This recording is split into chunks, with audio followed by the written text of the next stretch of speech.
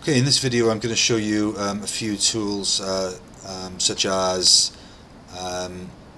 duplicate. I'm going to show you how to move, how to rotate, and how to group objects together. So let's start with move. So we've got selection tools at the top here. One is the sub selection tool and the other is the pointer tool. So using the pointer tool I can just simply click and move my objects about. If I use the sub selection tool, it does exactly the same thing. It's just it allows me to do different things if I've got an object that's made of lots of parts. So that's how you move objects around the screen. So duplicating or cloning would involve us creating more than one of the same shape. So with the shape selected, if I go up to the edit menu and I select duplicate, okay, that creates a second shape. So if I click and drag that one off, you can see I've got two of the same shapes. Okay, so we're going to use these two shapes in a minute. The next one I want to show you is the rotation tool. So if you look on the bitmap, on the selection tool, you'll see there's an option there for the scale tool. So I'm going to select my image, I'm going to select the scale tool, okay, and there you can see my scale.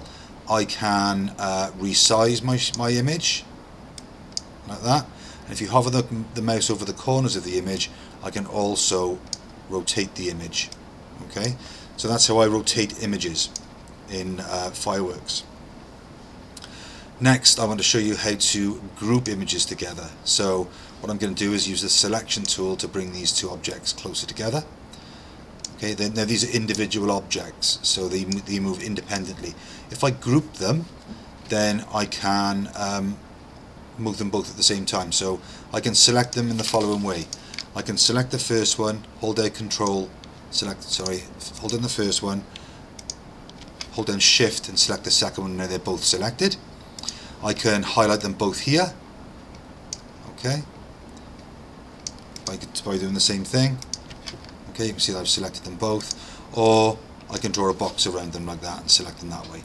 I can move them together now that they're selected, but once I click off, you're going to lose the group. So to group, you select the objects and you come up to select. You come to the toolbar, and this option here, okay, that one there is the group button. So you click the group button, and now they're one object. So I can move them about, I can click off, I can select them again, move them about. Okay, I can resize the group. Okay, so that's how you group objects. So in this video we've covered moving, rotating and grouping.